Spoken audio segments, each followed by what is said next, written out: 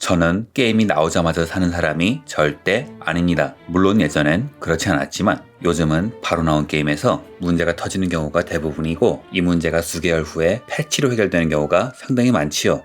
때로는 1년 넘어도 해결이 안 되기도 합니다. 그래서 항상 할인을 노렸다가 사곤 했지요. 하지만 바이오하자드 RE4, 이하 RE4는 예외입니다. 영상을 만들 정도로 원작을 좋아하기도 했고 체험판에 너무 만족했기 때문에 아예 평소에 하지도 않던 예고를 걸어놨지요. 이번 영상에는 RE4 그리고 다른 바이오하자드 시리즈의 스포일러가 있으므로 아직 플레이하지 않으신 분들은 시청에 주의하시길 바랍니다.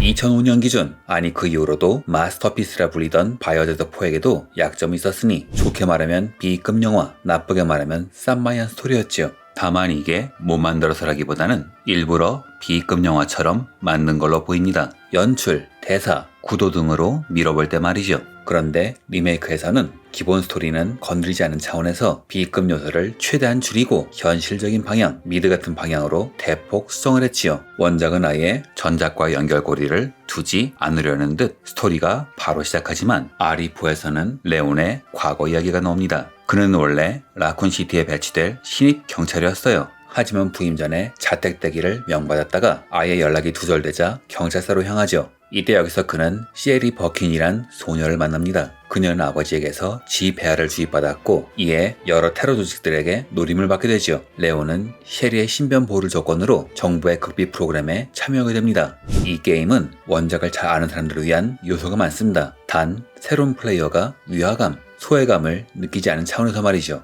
그리고 그런 면이 전작을 모르는 팬들이 작품을 이해하기 쉽게 합니다.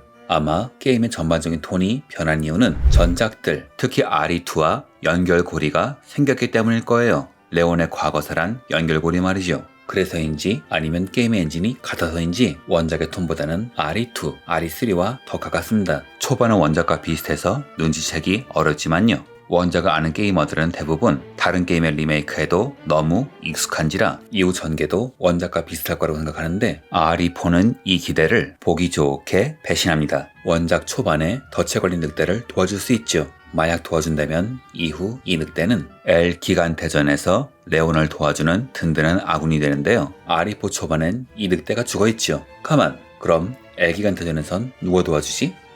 이 트럭은 원작에서 돌진하던 트럭인데? Let's hope for no more surprises. 레온 씨는 미래를 이미 알고 있는 것 같군요. 이렇듯 이 게임은 원작에 있던 여러 이벤트가 살짝 바뀌어 있거나 원작을 아는 사람들을 위한 오마주가 충실하죠. 이는 원작을 플레이한 사람들에게 이후 전개될 이야기는 그렇게 익숙하기만 한 이야기가 절대 아님을 말하는 것이며 원작을 잘 아는 사람들을 좋은 의미로 배반하는 것이기도 합니다. RE4의 미덕은 전반적인 배경은 원작을 철저히 분석하여 활용하되 그 활용은 기존 팬과 신규 팬을 철저히 고려하여 전략적으로 어레인지했다는 데 있습니다. 우선 배경 자체가 은근히 많이 변했습니다. RE4에선 전작에서 많이 많았던 QT를 대폭적으로 축소했는데요. 여기서 재미있는 변화가 있습니다. 다른 게임들이 리메이크를 할 때 원작의 요소를 없애기만 해서 그 부분을 지나갈 때 썰렁한 경우가 많은 반면 이 게임은 QT를 없앤 부분의 지형을 어레인지하거나 새로운 연출을 넣어 어색함을 없애기도 하고 일부 지형은 장소만 따오고 싹 바꿨습니다. 처음에 오두막을 스텔스 키를 숙지시키기 위해 바꿨던 말이죠. 또한 원작과 비슷한 지형이 원작을 플레이한 유저를 배반하기도 하는데요. 원작에서 요긴한 도피처인 종탑이 부서지는가 하면 빙글빙글 돌면서 따라오던 적을 처리하던 저 같은 플레이어를 위해 아예 마구간을 부순다던가 전작에서 등이 안전했던 장소는 이번엔 거의 위험하므로 등이 안전한 곳에서 농성전하는 것은 거의 포기하고 계속 움직이면서 싸워야 합니다. 이렇듯 RE4는 원작을 상당히 열심히 연구하여 원작과 똑같이 즐기려는 저 같은 사람을 보기 좋게 배반합니다. 하지만 다행히도 원작의 큰 미덕, 플레이어를 학습시키는 방법은 전작에서 참 잘 계승했죠. 초반 오두막에선 마을 사람이 등장하는데 적은 탄환을 주고 절대 맞서 싸울 수 없는 상황을 만들어서 플레이어에게 은신을 학습시키는가 하면 원작에서 있었던 학습 요소도 잘 살렸습니다. 한 집에 들어가자 마을 사람이 몰려 나오고 빵봉투 전기톱, 닥터, 살바도르가 나타나죠. 게임에 익숙하지 않은 사람은 1층에서 싸울 수도 있겠지만 특수부대의 교범왈 적이 1층으로 몰려오면 2층으로 도망쳐서 대응을 갖춰라. 플레이어는 본능적으로 2층으로 올라가게 되는데 이때 샷건이 눈에 들어옵니다.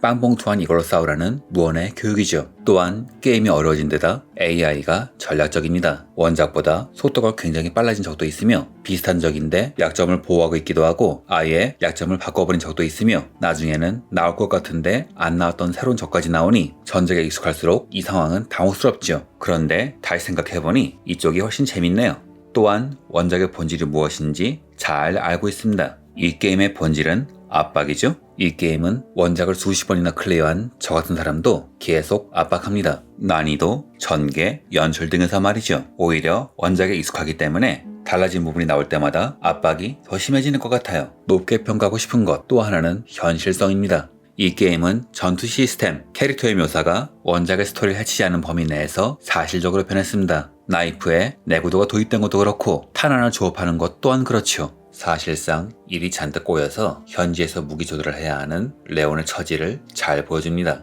원작의 가나도들은 상당수가 같은 패턴이었다면 이번에는 각자 다른 사람이었다는 설정이 반영된 탓인지 행동 패턴도 총을 맞았을 때 반응도 다양합니다. 총 한 방 쏘고 달려가서 발차기로 처리한 다음에 나이프 같은 쉬운 공식이 안 먹히죠.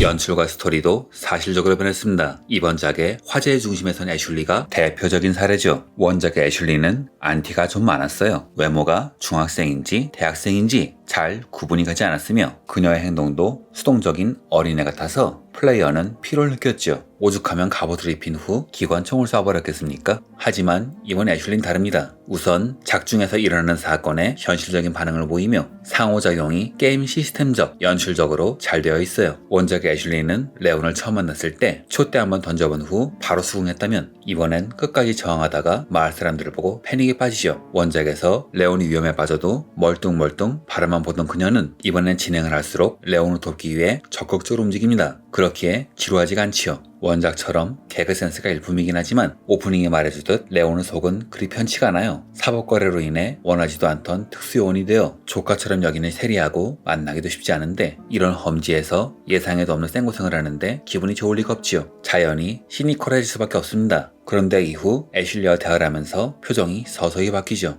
처음엔 내가 위험해지면 바로 도망가란 사무적인 말만 하더니 나중에는 서로 만담을 주고받습니다. 또한 애슐리가 에이다를 질투하기도 하고요. 또한 시스템의 변화도 애슐리에게 정이 쉽게 들게 하는데요. 원작에선 그녀를 안전한 지형에 두고 레온이 혼자서 적을 처리하는 반면 이번엔 대부분의 이벤트에서 아예 레온에게서 일정 거리 이상 안 떨어지게 했기 때문에 상호작용을 자주 볼 수밖에 없습니다. 이런 여러가지 요소가 애슐리를 구해야 한다는 사명감을 강하게 만들죠. 원작에선 수동적인 어린애 애슐리를 농담왕 레온이 이끌어준다면 아리포의 애슐리는 시니컬해진 레온을 긍정적으로 이끌어주는 파트너 같은 느낌을 주지요. 그런 변화가 잘 보이는 이벤트가 있습니다. 이 둘은 기생생물 플라가가 주입되었는데 원작에선 레온이 자신의 플라가를 없앤 후 애슐리의 플라가도 없애지만 이번에는 경호 대상인 애슐리의 플라가를 우선적으로 없애는 데는 성공하지만 레온은 고통을 이기지 못하고 기절합니다. 원작을 아는 플레이어는 당황하죠. 뭔가 잘못했나? 혹시 레온이 가나도가 되나? 하지만 장면이 바뀌고 수술대에 누워있는 레온 옆에 애슐리가 있죠.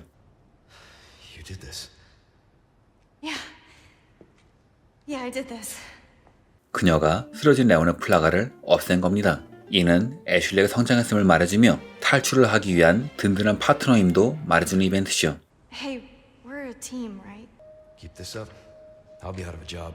원작 엔딩에서 애슐리가 레온에게 호감을 보이는 이벤트는 사람을 따라선 짜증이 나기도 했지만 이번 엔딩에선 그런 느낌을 안 받습니다. 레온은 이렇게 말하죠. You don't need me. You proved you could handle yourself.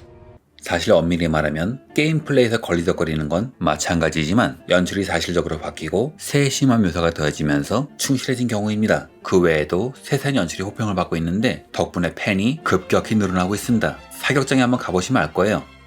제가 제일 좋아하는 오마주가 있습니다. 바로 챕터 9의 장면이죠. Leon, there's some armor. Bet you could use it like a bulletproof vest.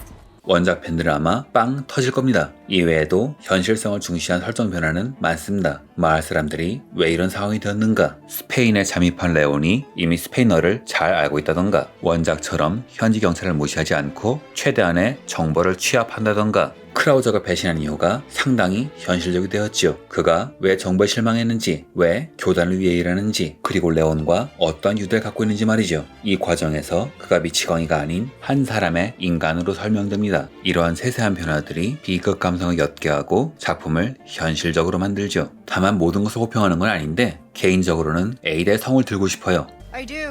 The kind you like. 물론 설정상 중국계 미국인 성으로 교체한 건 자연스러운데 RE2의 성과 달라서 좀 적응이 어렵습니다. 통일성보다는 현실성을 중시한 것 같긴 한데 어찌 보면 긍정적이지만 에이다의 팬덤이 워낙 강하기 때문에 설왕설래가 심한 모양입니다.